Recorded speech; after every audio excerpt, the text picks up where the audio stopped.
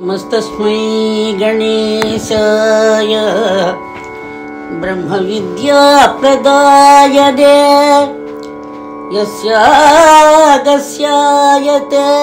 नाम विघ्नसागर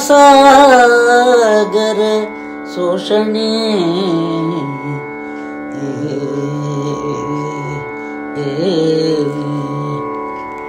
राम भजन चेयवे ओ मनस राम भजन चेयवे ओ मनस सोमरिवे तिरुगाडके मनस राम भजन चेयवे ओ मनस सोमरिवे तिरुगाडके मनस राम भजन सेयवे ओ मनस कामितार्थमुलवडसी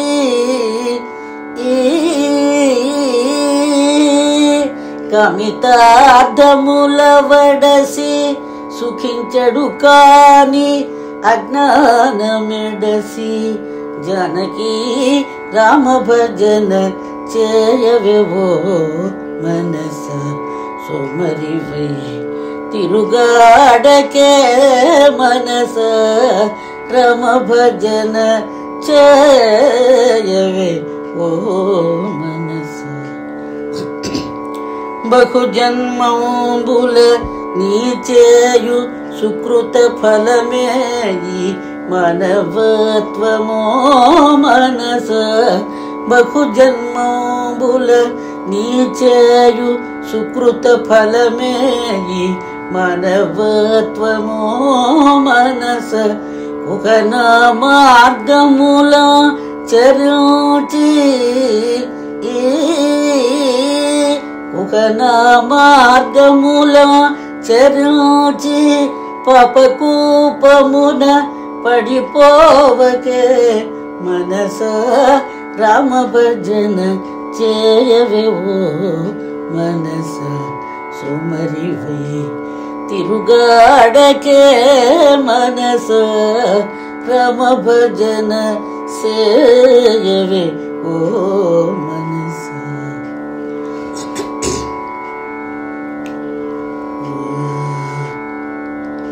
श्री राघव दशरथात्मज मप्रमेयं सीतापतिं रघुकुलान्वय रत्नदीपं अजानुबाहु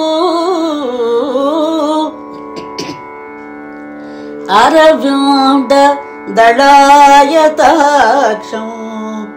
रामो निशाचर विनाशकरं नमामि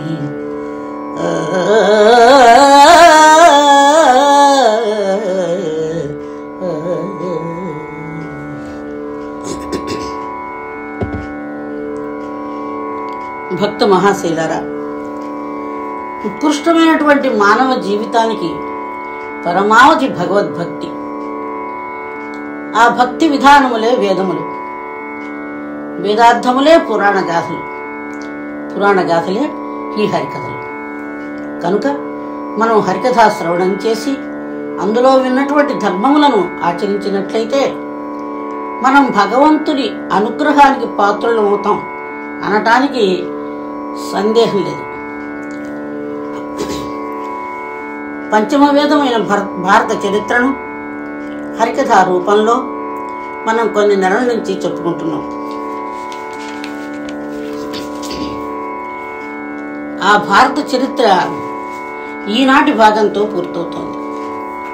హిమగిరి తనయే హేమలతే హిమగిరి తనయే హేమలతే అంబాయీశ్వరి శ్రీలలితే మామవ హిమగిరి తనయే హేమలతే అంబాయీశ్వరి శ్రీలలితే మామవ హిమగిరితనయే హేమలతే రమవాణి సంసేవితే సకలే రమవాణి సంసేవితే సకలే రాజరాజేశ్వరి రామ సహోదరి రాజరాజేశ్వరి రామ సహోదరి హిమగిరితనయే హేమలతే పాశాంకుశేషు చక్రధరే పరాత్పరే నిజ భక్త పరే పాశాంకుశేషు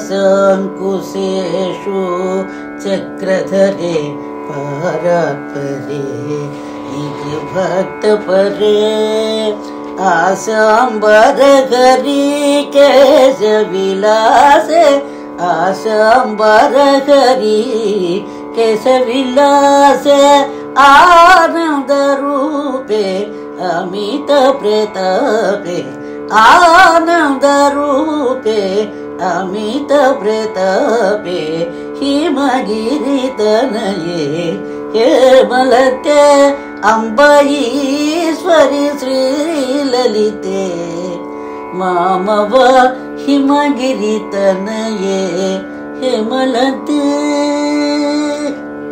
సుజనులారా, కిందటి భాగంలో భీమ దుర్యోధనుడు యుద్ధం చేసినప్పుడు దుర్యోధనుడు నేలకూలాడు. ఆ తరువాత పాండవులు శిబిరాలు చేరటం, అప్పుడు కృష్ణుడు అర్జున, నువ్వు ధనుర్బాణాలు కపికేతనం తీసుకుని ముందర రథం దిగు అన్నాడు.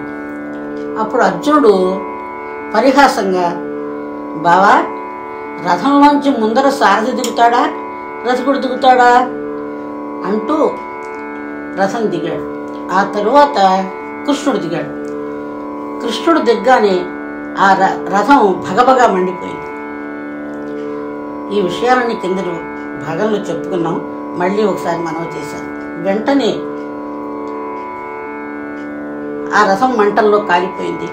తరువాత కృష్ణుడు పాండవులను యుయుత్సుని తీసుకుని ఓఘవతి తీరానికి వెళ్ళి ఆ రాత్రి అక్కడే కాలం గడిపారు. అక్కడ అలా ఉండగా ఇక్కడ యుద్ధభూమిలో పడి ఉన్నటువంటి సుయోధనుడు తన పరిస్థితికి తనే ఈ విధంగా బాధపడుతున్నాడు. తొడలు విరిగి పుడమిపడియుంటిని,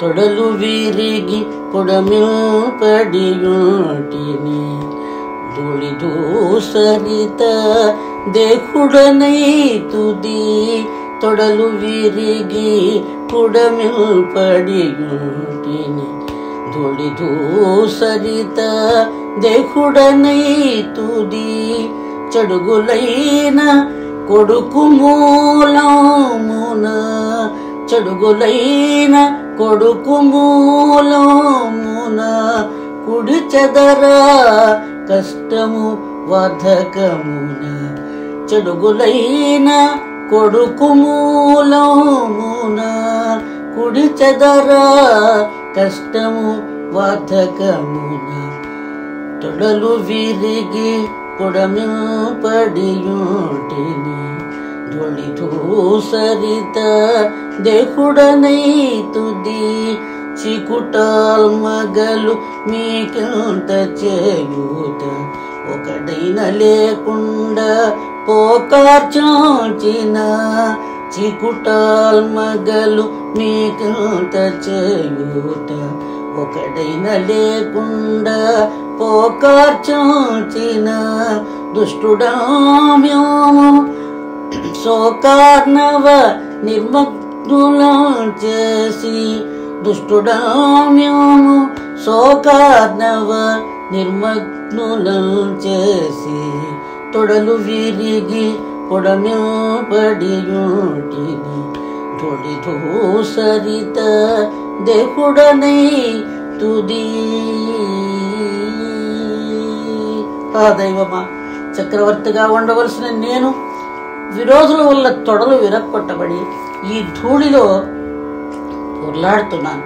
తల్లిదండ్రులారా, దుర్మార్గుణ్ణైన నేను మీ కడుపున పుట్టబట్టి 100 కన్న మీకు అవసాన కాలంలో ఒక్కరైనా చేయూత లేకుండా చేశాను.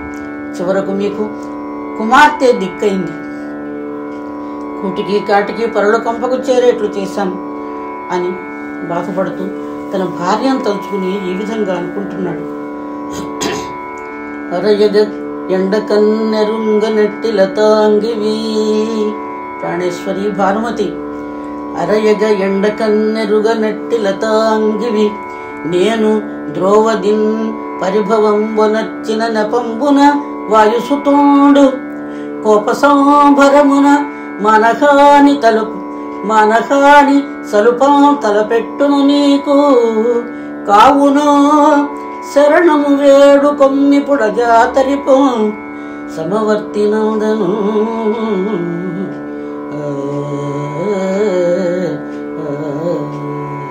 ప్రాణేశ్వరి భానుమతి, ఎండకన్నెరుగునటువంటి శుద్ధాంతఃపురవాసివి, నీకు ఎన్నో కష్టాలు తెచ్చిపెట్టాను. నేను ద్రౌపదిని నిండు సభకు ఈడ్పించి కట్టుబుట్టములు ఒలిపించాలనే కోపంతో భీముడు నీకు మానహాని చేస్తాడేమో. అలా జరగకుండా అభయప్రదాతైన ధర్మరాజుని వేడుకుని నీ గౌరవం కాపాడుకో అని బాధపడుతూ కంటగత ప్రాణుడై ఉన్న రారాజు దగ్గరికి కృపాచార్య కృతవర్మ అశ్వత్థామలు వచ్చారు. వచ్చి దుర్యోధనుని వల్ల జరిగిన విషయం అంతా తెలుసుకున్నారు. అప్పుడు అశ్వత్థామ కోపావేశంతో ఈ విధంగా అంటున్నాడు. నిన్న ధర్మ యుద్ధమున కూల్చిర నీటి నుంచి వెడలించి పాండవులు. నిన్న ధర్మ యుద్ధమున కూల్చిర నీటి నుంచి వెడలించి పాండవులు. అన్నన్న తలతానెన భీముడు, అన్నన్న తలతానెన భీముడన్యాయమని తలంపక శివ శివ. నిన్న ధర్మ యుద్ధమున కూల్చిర నీటి నుంచి వెడలించి పాండవులు. నిడ పాండవము కావించి ద్రౌణి నీ మనోరథము తీర్పగా కలడు. నిడ పాండవము కావించి ద్రౌణి నీ మనోరథము తీర్పగా కలడు. పడి సూపి రిపువారి నెల్లా, వడి సూపి రిపువారి నెల్ల నుగ్గాడువాడ నన్నభిషేకింపు. వడి సూపి రిపువారి నెల్ల నుగ్గాడువాడ నన్నభిషేకింపు. నిన్న ధర్మ యుద్ధమున కూల్చిర నీటి నుంచి వెడలించి పాండవులు.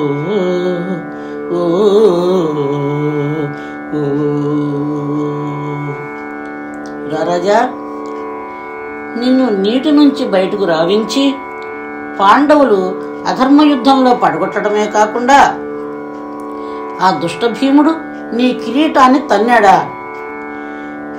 ఇప్పుడే నన్ను అభిషేకించు, సైన్య సమేతంగా పాండవ నాశనం చేసి వస్తాను అన్నాడు అశ్వత్థామ. ఆ మాట విన్న రారాజు సంతోషించి కృపుని చేత పవిత్ర జలం తెప్పించి, గురుపుత్ర, నిన్ను సైన్యాధిపతిగానే కాదు నా రాజ్యాధిపతిగా కూడా అభిషేకిస్తున్నాను, నా కోరిక నెరవేర్చు అని అశ్వత్థామను అభిషేకించాడు. అంత అశ్వత్థామ కృతవర్మను కృపాచార్యులను వెంటబెట్టుకుని పాండవ శిబిరాల వైపు రథం పోనిచ్చాడు. అంతలో పొద్దుగూకింది. కానీ యుద్ధంలో పోయిన వాళ్ళు పోగా మిగిలిన పాండవ సైన్యం అంతా గెలిచిన ఆనందంతో సంతోషంగా కాలం గడుపుతున్నారు. ఇంకా ఎవరూ నిద్రపోలేదంతా మేల్కునే ఉన్నారు. అది చూసిన రథికత్రయం ఇది సమయం కాదనుకుని అక్కడికి దగ్గరలో ఉన్నటువంటి ఒక మర్రి చెట్టు కింద రథాలు దిగి విశ్రాంతి తీసుకుంటున్నారు. అలసట చేత కృపాచార్యుల వారికి కృతవర్మకి వెంటనే నిద్ర పట్టింది. కానీ గురుపుత్రునికి నిద్ర పట్టలేదు. ఆయన అలాగే ఆ చెట్టు వంక చూస్తూ పడుకున్నాడు. ఇంతలో ఆ మర్రి చెట్టు మీద అతను ఒక దృశ్యాన్ని చూశాడు. అదేమిటంటే ఆ చెట్టు మీద ఒక గుడ్లగూబ అక్కడ ఉన్నటువంటి కాకులను పొట్టలు చీల్చి మెడకాయలు నులిమి కింద బారేస్తోంది.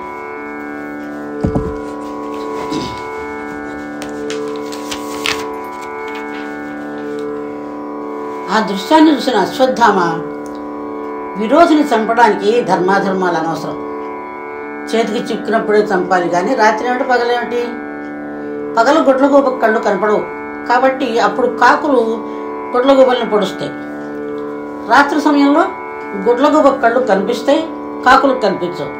అందుకని గుడ్లగూబ కాకులను ఇప్పుడు చంపుతోంది. ఈ గుడ్లగూబ నాకు కర్తవ్యాన్ని బోధించింది అని పక్కనున్న మేనమామను మేలుకొల్పి, మామయ్య ఈ సమయంలో విరోధుల్ని చంపాలి అనగా కృపాచార్యుడు ఈ విధంగా అంటున్నాడు. నాయనా ద్రోణి, నీకు ధర్మమగునే, నీకు ధర్మమగునే నిద్రాశక్తుల కూర్చుట, నీకు ధర్మమగునే నిద్రాశక్తుల కూర్చుట, నీకు ధర్మమగునే నిద్రాశక్తుల కూర్చుట, కాకముల చంపున యులూకమా ఉపదేశమిడుట, నీకు ధర్మమగునే నిద్రాశక్తుల కూర్చుట, కాకముల చంపుగా యులూకమా ఉపదేశమిడుట, అభినుతి పాత్రుండవు ధనురాచార్య పుత్రుండవు శుభకరుడవు భూసురుడవు సూరజనాగ్రేశ్వరుడవు, నీకు ధర్మమగునే నిద్రాశక్తుల కూర్చుట. నాయనా ద్రోణి, నిద్రలో ఉన్నవాడని చంపడం ధర్మమా చెప్పు? నీకు ఉపదేశం చేసేది కాకులను చంపే గుడ్లగూబ. పైగా నువ్వు వీళ్ళను చంపినప్పటికీ అవసాన దశలో ఉన్న రారాజు కలిగే ఉపయోగం ఏముంది? నువ్వు సకల శాస్త్రములు చదివినవాడు, ధనురాచార్యుని పుత్రుడు, సూర్యుడు, నీకు ధర్మాన్ని ఇంకొకరు చెప్పాలా అన్నాడు కృపుడు. అప్పుడు ద్రౌడి, మామ ఇప్పుడు నీ శాంతవచనాలు నా చెవికి ఎక్కడం లేదు. నా తండ్రిని చంపిన దృష్టద్యుమ్నుడు బతికుండగా నాకు శాంతి ఎలా కలుగుతుంది అని వారిని వెంట పెట్టుకుని పాండవ శిబిరాల దగ్గరకు వెళ్ళాడు అశ్వత్థామ. సైన్యమంతా మంచి నిద్రలో ఉన్నారు. వీళ్ళు ముగ్గురు శిబిరాలను సమీపించారు. అప్పుడు అశ్వత్థామ లోపలికి వెళ్ళడానికి ప్రయత్నిస్తుండగా అక్కడ ఒక భూతం అతన్ని అడ్డగించింది. అప్పుడు అశ్వత్థామ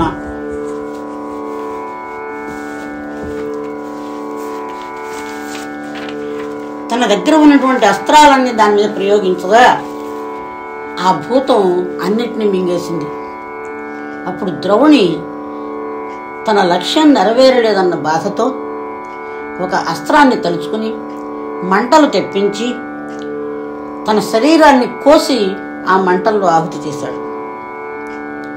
అంత భూతాకారంగా ఉన్న పరమేశ్వరుడు ప్రత్యక్షమై అతనికి ఒక ఖడ్గం ఇచ్చి అతనిలో ఐక్యమయ్యాడు.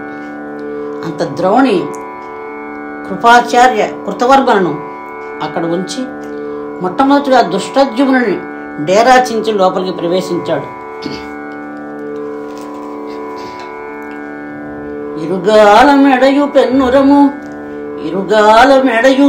పెన్నురము దొక్కి బిరాన సమయాచ ద్రుపద భూజాని తనయు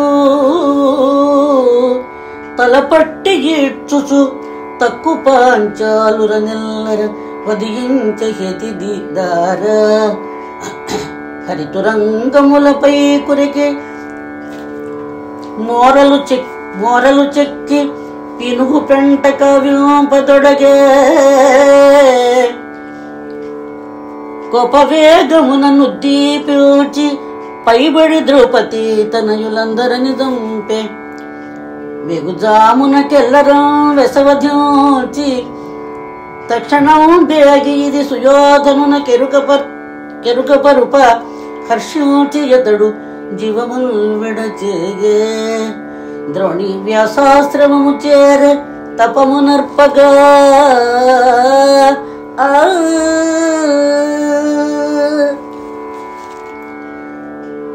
పార్షదుని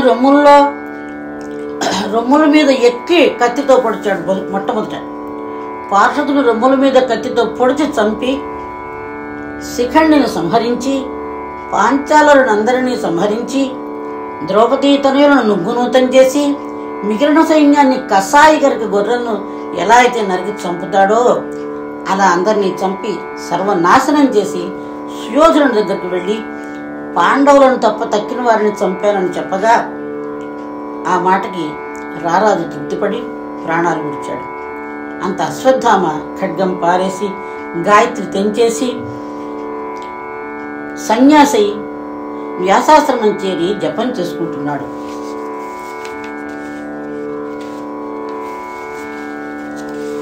ఇంతలో తెల్లవారింది. అప్పుడు దుష్టద్యుమ్నుని సారథి వల్ల జరిగిన విషయం అంతా తెలుసుకున్న పాండవులు అక్కడికి వచ్చారు. అప్పుడు ద్రోణుని సంహరించడానికి వెళుతూ ఉండగా ద్రౌపది వారికి కోపశాంతి చేసి, భీమార్జునులారా, గురు రూపంగా మిరినవాడు ద్రోణి,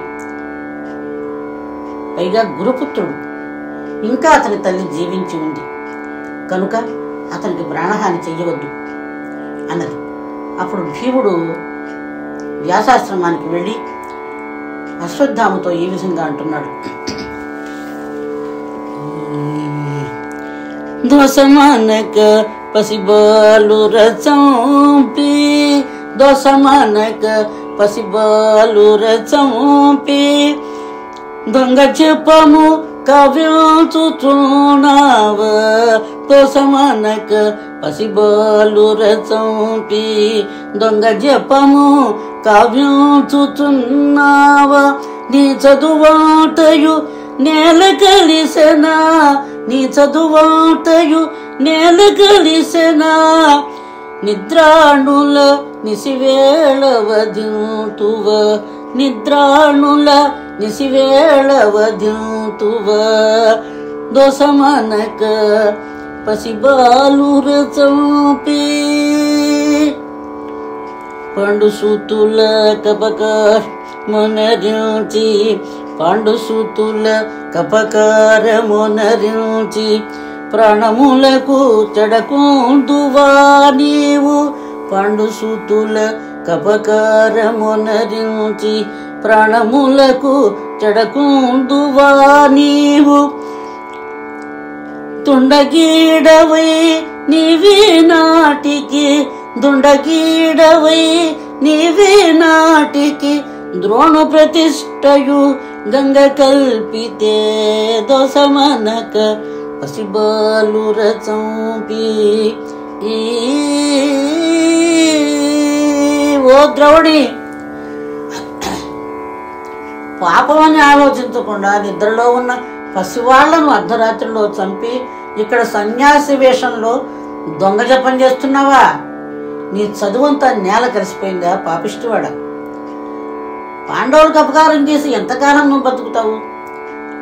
ద్రోణుని ప్రతిష్ట గంగలో కలిపావు అని భీముడు గదపెట్టి అతన్ని కొట్టబోగా, అనవిని ద్రోణనందనుడా క్షణంబ, అనవిని ద్రోణనందనుడా క్షణంబ, బ్రహ్మశిరములో తలచి అపాడవుముగా కావ్యం అపాడవముగా తృణము మండు మంత్రించి కనలి విడువ, మండుచును తమ్ముగ వయుచో మాధవుండు,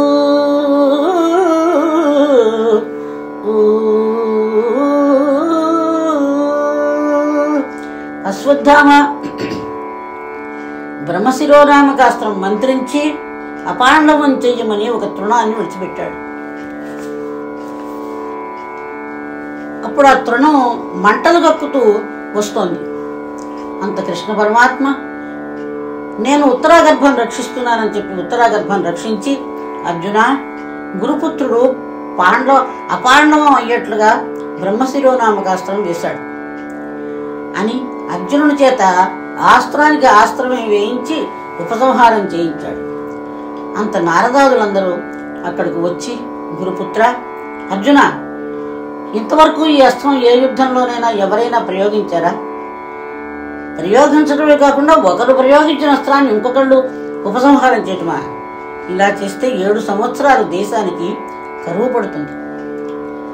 ఆ మాత్రం మీకు తెలీదా అని వారిద్దరిని శాంతింపజేసి ద్రోణి శిరస్సును ఉన్న రత్నాన్ని, శిరోరత్నాన్ని తీసి ఇది ద్రౌపదికి చూపి ఆమెను ఓదార్చమని అర్జునుడిని పంపించారు. అటు పిమ్మట శ్రీకృష్ణుడు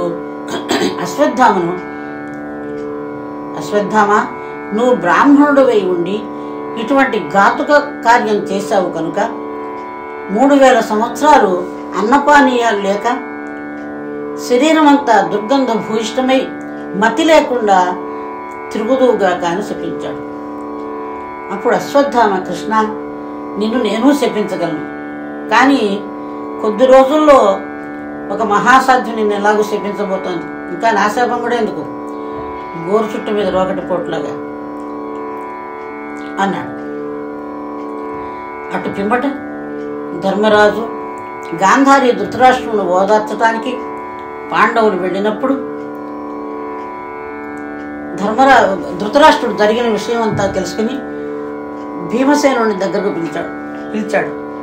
భీముడు వెళ్ళబోతూ ఉండగా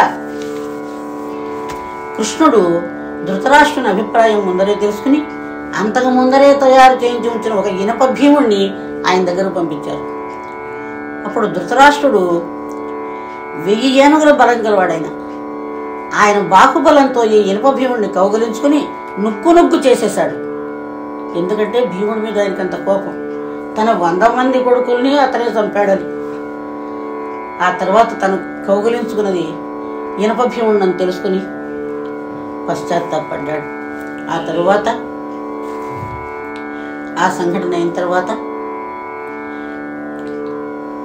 గాంధారి అక్కడ దృశ్యాన్ని చూచింది. యుద్ధభూమిలో కోడళ్ళందరూ కొడుకుల గురించి బాధపడుతుంటే ఆ దృశ్యాన్ని చూసి ఆ బాధ భరించలేక కృష్ణుడిని శపించింది. కృష్ణ, ఇదంతా నీ వల్ల జరిగింది, ఈ పాప ఫలితం నువ్వు అనుభవించక తప్పదు. కొద్ది కాలంలోనే యాదవ కులంలో నువ్వు మళ్ళీ ఇటువంటి దృశ్యాన్ని చూస్తావు అని శపించింది. ఆ తరువాత భారత యుద్ధంలో చనిపోయిన వారికి ఏ జాతి వారికి ఆ జాతి వారి చేత తర్పణాలు విడిపిస్తున్నారు. ఆ సందర్భంలో కర్ణుడు వెళ్లి సూతుల లిస్టులో చేరాడు. అంత కుంతి ధర్మరాజు దగ్గరికి వచ్చి ఇలా అంటోంది, నాయనా ధర్మజ, కర్ణునికి కూడా నువ్వే తర్పణాలు వదులు. ఏం చేతనంటే పూర్వం జరిగిపోయిన కర్ణుని జన్మరహస్యం నా అంత ఎత్తు ఎదిగిన నీకు నేను ఎట్లా చెప్పగలను?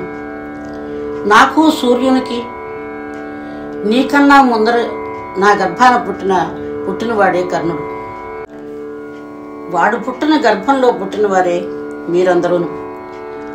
వాడు లేకపోబట్టే వాడి జ్యేష్ఠత్వం నీకొచ్చింది. నాయనా, సూర్య తేజస్కుడైన ఆ పసిపాపను కవచకుండల ధారిణిని గంగలో విడిచిపెట్టాను. అలాంటి విషయాలన్నీ తెలుసుకుంటే నా గర్భం రగులుతోంది నాయనా. యోగ శరీరుడే విధి ప్రేరణ చేత వచ్చి సూర్యుడు ఇది దైవ నిర్ణయం అని, నా కన్యాత్వానికి లోపం రాదని నన్ను అనేక విధములుగా ఒప్పించాడు. దివ్యాకారుడైన పుత్రుడు 7 గడియల్లో పుట్టాడు. వాడే కర్ణుడు. వాడి మృతికి నేనే కారణభూతురాలు. ఆ సమయంలో ఒక పెట్టి ఏట్లో కొట్టుకు వస్తూ ఉంటే వాడిని గంగలో వదిలాను. అలా అక్కడ గంగా స్నానానికి వచ్చిన రాధా అతిథులకు దొరికాడు కర్ణుడు. ఆ సుత దంపతులే వాడిని పెంచారు. నాయన, యుద్ధ ప్రారంభంలో వెళ్ళి దానికన్నా నీ తమ్ములను రక్షించు నాయనా అని అడిగినప్పుడు తనను నిర్దాక్షిణ్యంగా గంగా ప్రవాహంలో వదిలిన నన్ను శపిస్తాడేమో అనుకున్నాను. కానీ చిరునవ్వు నవ్వి నీ కుమారుని నలుగురిని రక్షిస్తాను అని వాడన్న మాట తలుచుకుంటుంటే నా హృదయం చెరువైపోతోందిరా. నాయనా, ఇన్ని రోజులు ఈ రహస్యం దాచాను. కానీ జీవించి ఉన్ననాళ్ళు సూతుడుగా ఎన్నో అవమానాలు పొంది చివరకు మరణించాక కూడా తిలోదకాలకు కూడా వాడు నోచుకోకపోవడం చూసి ఈ పూట నేను నా మనస్సు ఆపుకోలేకపోయాను నాయనా అని ఆ విషయాన్ని చెప్పింది కుంతీదేవి.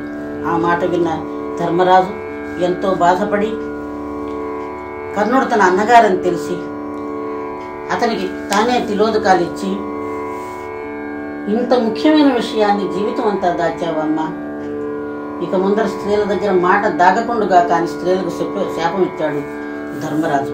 పిమ్మట ధర్మరాజు కృష్ణుని ఆజ్ఞ ప్రకారం భరతఖండానికి పట్టాభిషిక్తుడై ఆ రోజు నుంచి ప్రతిరోజు తాతగారి దగ్గర అనేక ధర్మాలు తెలుసుకుంటూ ఉన్న సమయంలో ఆ మహనీయుడు భీష్మాచార్యుల వారు మాఘమాసం శుక్లపక్షం ఏకాదశి నాడు శ్రీకృష్ణుల్లో ఐక్యమయ్యారు. అటు పిమ్మట వ్యాసాదుల అనుమతితో ధర్మజుడు అశ్వమేధ యాగం చేసి చిరకాలం రాజ్య పరిపాలన చేశాడని చెప్పి వైశంపాయన మహర్షి జనమేజయుడికి చెప్పాడని మనం ఇంతకాలం ఈ కథను చెప్పుకున్నాం. మముగన్న తల్లి ఈశ్వరి నీకు మంగళమే జయ మంగళం, కామిత ఫలదాయని శార్వాణి సంతత భువనైక పోషిణి. మముగన్న తల్లి ఈశ్వరి నీకు మంగళమే జయ మంగళం. మంగళం కోసలేంద్రాయ మహనీయ గుణాత్మనే చక్రవర్తి తనూజాయ సార్వభౌమాయ మంగళం మంగళం.